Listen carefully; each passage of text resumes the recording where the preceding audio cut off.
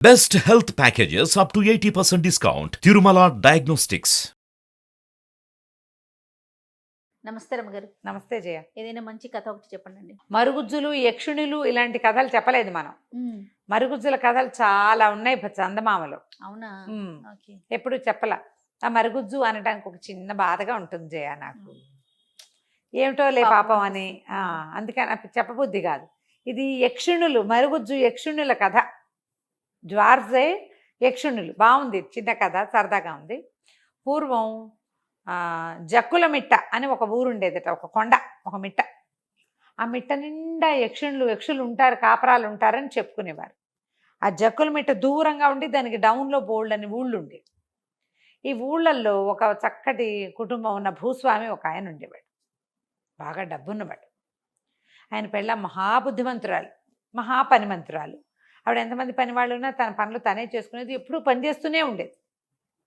ఆ కాలంలో ఏంది, ఎవరి నూలు వాళ్ళు వడుక్కుని నూలు రాట్నానికి వేసి తిప్పి బట్టలు నేసుకునేవాళ్ళు, లేదా నూలు పడుకొని నేతకాళ్ళకి ఇచ్చి బట్టలు నేయించుకునేవాళ్ళు.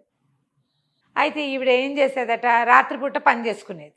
ఇంటికి బాధ పడుకున్నాక పొద్దున పిల్లల హడావిడ ఏముండదు కదా, ఆవిడ రాట్నం తిప్పి నూలంతా పడికి కర్రలకి పొలకు చుట్టు పెట్టుకుని, తర్వాత వాటికి రంగులు వేసుకుని, చవుడు బాణ అంటారు, ఒక బాణ పెట్టి దాంట్లో రంగు చవుడు అవి వేసి కొన్ని రంగులు కలిపి బట్టలకు రంగులు వేసుకుని నూలుకి అవితో నేయించుకునేది.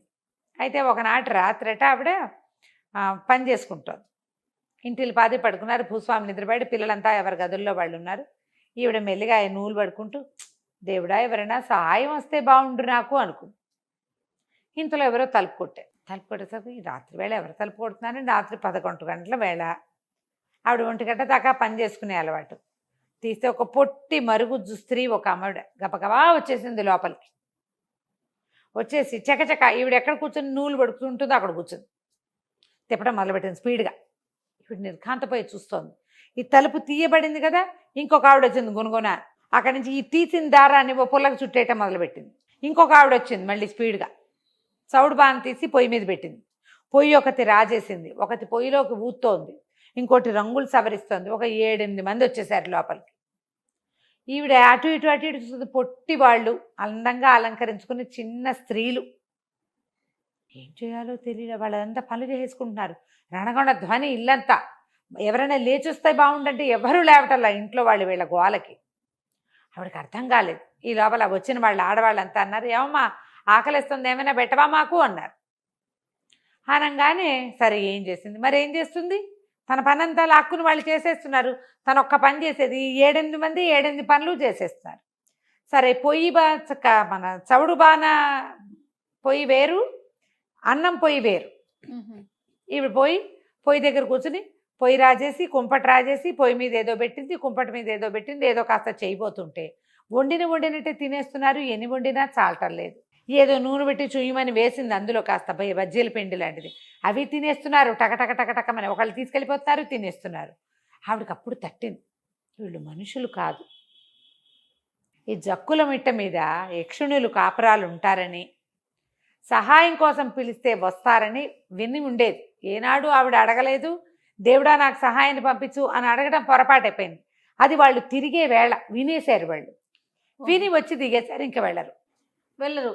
ఇంత గోలగా ఉండి వంటల వాసనలు వస్తున్న ఆ మొగుడు లేవడా, పిల్లలు తలుపులేసి పడుకుని ఎవరు రారు.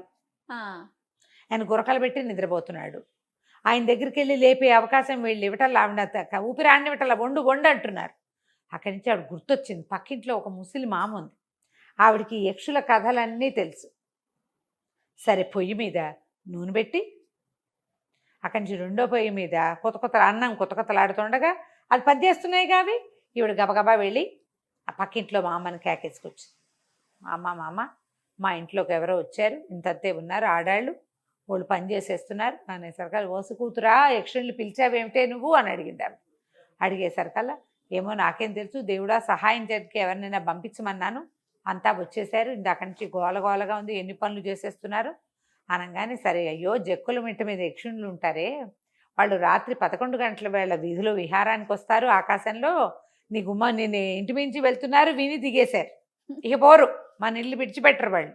ఓ పంచి వాళ్ళని పిలవకూడదు, ప్రమాదం, జక్కుల మిట్ట తగలబడిపోతుందని కేకలు పెట్టు, వాళ్ళంతా తమ ఇల్లు వాకిళ్ళ కోసం వెళ్ళిపోతారు, అంత పరిగెత్తేస్తారు. నువ్వేం చేస్తావంటే వాళ్ళు పని చేస్తున్న ప్రతిదీ బోర్లు ఇచ్చాయి, ఏది ఆ పనిని ఆ పనిగా ఉండనివ్వద్దు అని చెప్పింది ముసలి మామ. చెప్పగానే అమ్మాయి ఏం చేసింది, పొయ్యి మీద ఉన్న అన్నం దింపేసి నూనె కింద మంట యువతలు లాగేసి అయ్యో అయ్యో జక్కుల మిట్ట తగలబడిపోతుందో అని కేకలు పెట్టంగానే వాడాళ్ళంతా ఎక్కడ వాళ్ళు అక్కడ అయిపోయారు. జక్కుల మిట్ట నిండా వాళ్ళ కుటుంబాలు, ఓహో వాళ్ళకి పిల్లాజేలా ఉంటారట మరుగుజ్జు పిల్లలు.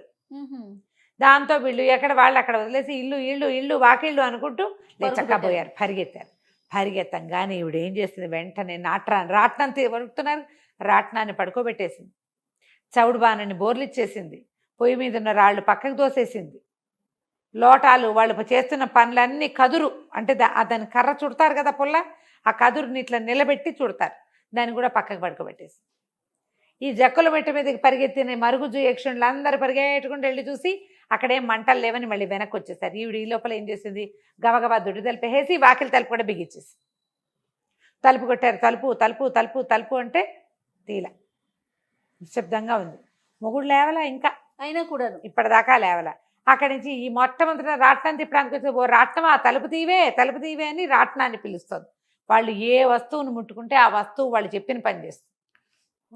రాట్నం పక్కకు పడిపోయింది కదా, పని ఆగిపోయింది. అది రాల. ఓ కదురా లేచి రావే, తలుపు తీవే అని కదురుని చుట్టిన ఆవిడ పిలుస్తుంది.